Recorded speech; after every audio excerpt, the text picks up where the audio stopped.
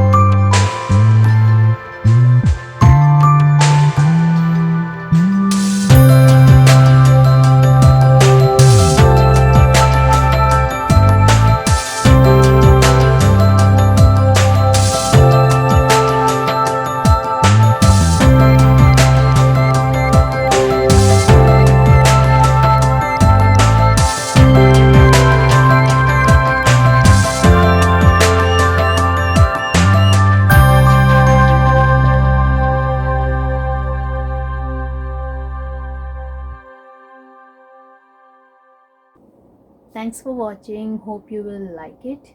Please like, share and subscribe.